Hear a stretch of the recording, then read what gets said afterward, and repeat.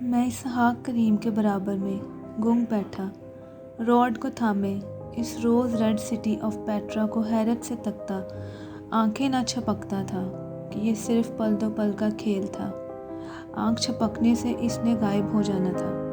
Jeep کی پچھلی نشستوں پر ہمارے رگ، سیگ، نیلے ڈرم اور کوہ نوردی کا سامان تھا۔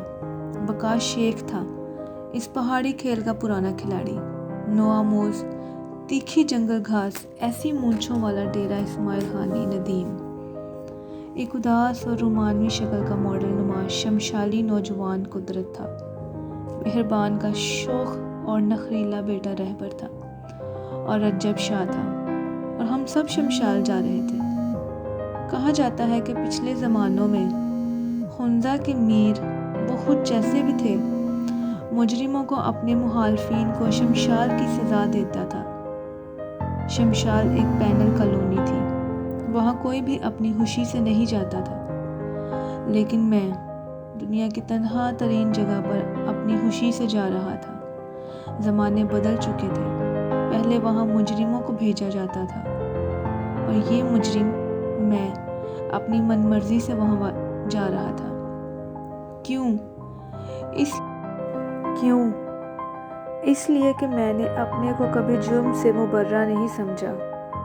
مجھ میں ایک شدید احساس جرم ہے کہ میں اپنے وطن کی بربادیوں کا ذمہ دار ہوں۔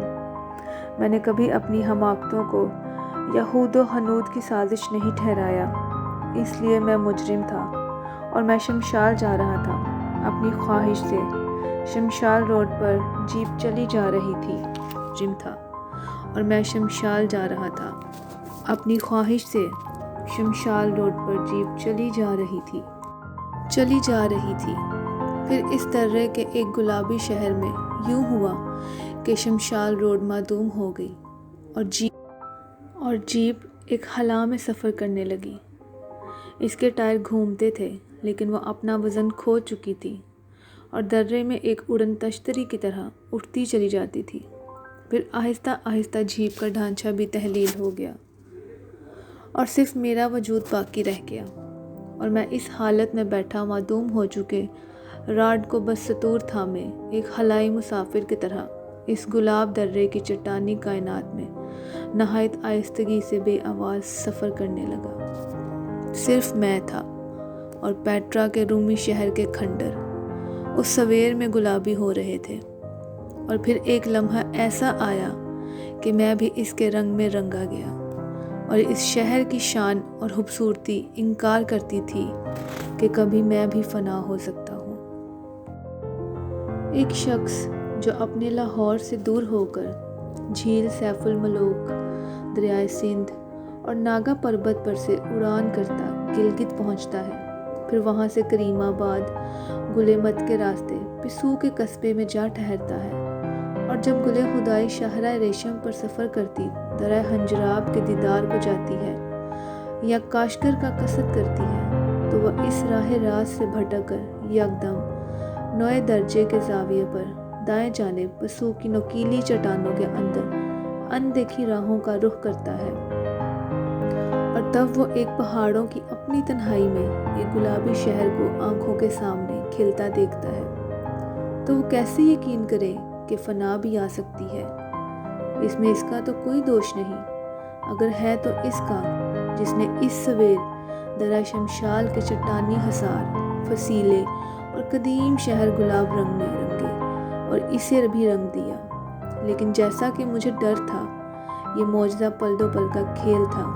دھوپ اپنی زردی کو کتنی دیر برقرار رکھتی، وہ تیز ہونے لگی، اور اس کے ساتھ ہی یہ گلابی رنگتیں اس کی شدت کی تاب نہ لا کر رخصت ہونے لگی۔ درے کی چٹانیں سفید ہونے لگی، پیٹرا کے گلابی شہر کی رنگت نچڑنے لگی، اور وہ بے رنگ سفید ہوتا گیا۔ درہ شمشال اگرچہ اب بھی اپنی پرشکوہ بلندیوں سے ہم پر حاوی ہو رہا تھا، لیکن اب وہ تیز دھوپ میں تھا، اس کا طلسم زائل ہو چکا تھا۔ اب نہ کہیں وہ معبد تھے، نہ شکستہ ستون اور اجڑے ہوئے شہر، اور نہ ہی ہماری جیپ معدوم ہوتی مجھے کسی اور کائنات کا مسافر بناتی تھی۔ دریا شمشال پتھر ہو چکا تھا، تیز دھوپ نے اس کو اپنی سفیدی سے بھر دیا تھا۔ البتہ دریائے شمشال کے کنارے دو بیاباں سے جھونپڑے دکھائی دیتے جن تک سورج کی کرنیں ابھی تک نہیں پہنچی تھیں، اور وہ ملگجے اندھیرے میں تھے۔ سونے وال ہیں صاحب، یہ لوگ دریائے شمشال میں سے سونا نکالتے ہیں۔ عجیب بات ہے، سونا تلاش کرنے والے کبھی خوش نہیں ہوتے، کبھی خوشحال نہیں ہوتے۔ شاید وہ اس درے میں مقیم ہونے کے باوجود اپنے آس پاس نہیں دیکھتے تھے، دریا کے پانیوں کو چھانتے ہوئے صرف اپنی چھاننیوں پر نظر جمائے رکھتے تھے کہ کہیں ریت میں سے کوئی ذرہ بھڑکے، اور درے کی کسی سویر کو نہیں دیکھتے تھے۔ نہیں تو کیا، ایک ذرہ کیا، ان پر امڑتی چٹانیں اس لمحے سونے کے انباروں میں بدلتی تھیں، لیکن صرف چند لمحوں کے لیے۔ بائیں جانب چٹیل پہاڑوں کے اوپر ایک برف سفیدی کوہ قارون کی ابھرنے لگی۔ کوہ قارون ایک عجیب برفانی ڈھیر، ایسی شکل کا پہاڑ تھا، تبت کے مقدس کوہ کیلاش سے بہت ملتا جلتا، جیسے آج تک کوئی بھی انسان اس کی قربت میں نہ پہنچا ہو، جیسے درہ شمشال اور ان چٹانوں سے بہت پہلے یہ وجود میں آیا ہو، ایک لک و دک وسعت میں، ہموار وسعت میں، لاکھوں برس تک تنہا کھڑا رہا ہو، اور پھر کسی جغرافیائی تغیر کی بنا پر اس کے آس پاس یہ چٹانیں ابھرنے لگیں، بلندیاں نمودار ہوئیں، دریا اور ندی نالے جاری ہوئے اور ان میں رو پوش ہو گیا۔ اب صرف اسے دکھائی دیتا ہے جو درہ شمشال کے اندر جاتا ہے، اور نام بھی عجیب تھا، کوہ قارون۔ پتہ نہیں اس کے چٹانی اور برفانی وجود کے اندر کون سے خزانے پوشیدہ تھے کہ قارون ہو گیا۔ ادھر سے ہمارا دادا آیا تھا، رجب کوہ قارون کو دیکھتا تھا۔ رجب کے چہرے کا ماس کھنچا ہوا تھا، جیسے اس کی کھوپڑی پر کس دیا گیا ہو، جیسے ایک ڈیتھ ماسک ہوتا ہے، ایک نقاب ہوتا ہے۔ یہ تنا ہوا کھنچا ہوا ماس بلندیوں پر مشقتوں کی علامت تھا۔ ایک ہائی پورٹر کی حیثیت سے وہ اتنی اونچائی پر جاتا تھا جہاں عام انسان قدم نہیں رکھ سکتا۔ اس کے پھیپھڑے پھٹ جاتے ہیں، دماغ میں پانی بھر جاتا ہے، اسے سانس نہیں آتا، اور رجب نہ صرف وہاں تک جاتا تھا بلکہ بوجھ اٹھا کر جاتا تھا۔ آپ کے دادا کا کیا نام تھا؟ مامون سنگھ۔ مامون سنگھ آپ کے دادا کا نام تھا؟ ہاں، اور وہ ادھر کوہ قارون سے آیا تھا۔ ہاں، کب؟ اور وہ ادھر کوہ قارون سے آیا تھا۔ ہاں، کب؟ کئی سو برس پہلے کی بات ہے، یہ 15 نسلوں کے پہلے کی بات ہے۔ ہمارا جو بڑا تھا، جو پہلا شمشالی تھا، اسے ہم دادا بولتے ہیں، وہ ادھر مارخون کے قصبے سے کوہ قارون عبور کر کے شمشال میں اترا تھا، اپنی بیوی کے ساتھ۔ کہتے ہیں کہ وہ ہنزا کی وادی چھپرفت کا رہنے والا تھا، مارخون کے قریب آ کر آباد ہوا۔ ان دنوں وہاں چینی اور کرگیز ڈاکو لوگ آتے تھے اور سب کچھ لوٹ کر چلے جاتے تھے، اور جو باقی بچتا تھا اسے جلا کر چلے جاتے تھے۔ تو ایک رات انہوں نے حملہ کیا تو مامون سنگھ نے اپنے بیٹے کو ایک سٹور میں جو تنور کی مانند زمین سے ہوتا ہوا چھپا دیا کہ وہ اسے اٹھا کر بھاگ نہیں سکتا تھا۔ وہ اپنی جان بچا کر ادھر سے نکلا اور اس پہاڑ کو پار کر کے وادی شمشال میں اترا۔ جیپ رک گئی، آگے شمشال نالے پر پرکشش ترت کا پل تھا۔ جیپ آہستگی سے رک رک کر اس کے پار ہوئی۔ پھر کیا ہوا رجب؟ وہ شمشال میں داخل ہوا تو وہاں کوئی نہ تھا، لیکن آثار تھے کہ کسی زمانے میں وہاں لوگ رہتے تھے۔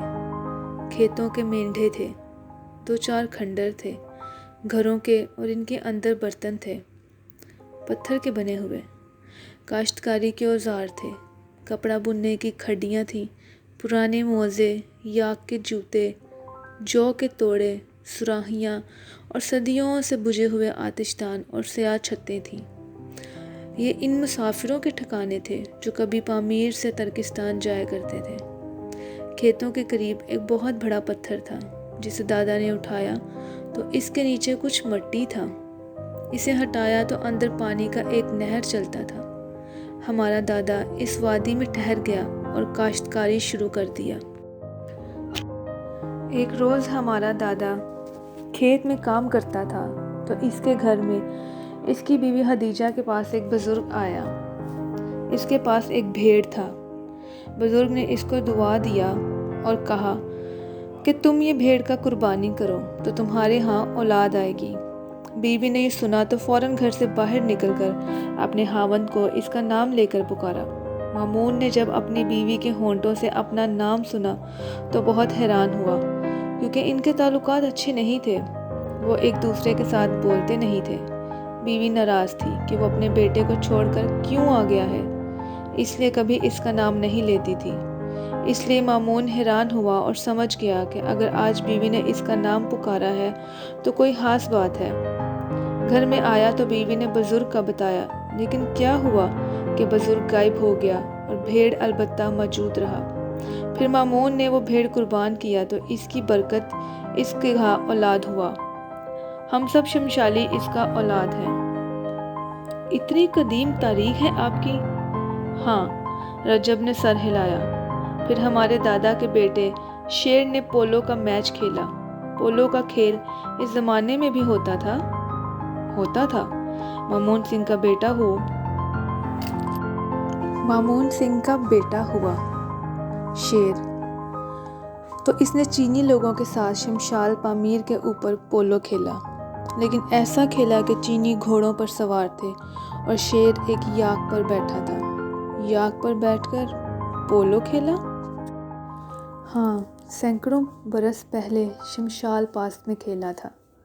کیسے کھیلا تھا؟ چاچا رجب، اسحاق کریم نے مؤدب انداز میں گزارش کی، ذرا چپ ہو جاؤ، آگے چڑھائی ہے، ذرا خطرناک ہے، روڈ خراب ہے۔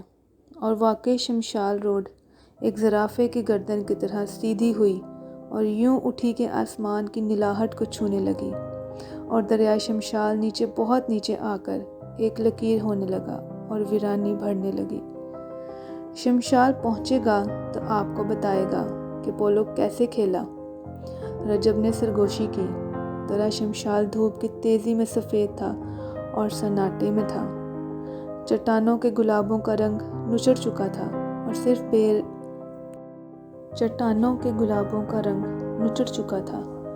صرف بے آرام کرنے والی ویرانی اور بے پناہ بلندی تھی، اور ایک انجانے ڈر والی دورے افتادگی تھی، اور اس سے پرے کہیں دنیا کی وہ تنہا ترین جگہ تھی جہاں سے میں خوشی حاصل کرنے کے لیے جا رہا تھا۔ شمشال۔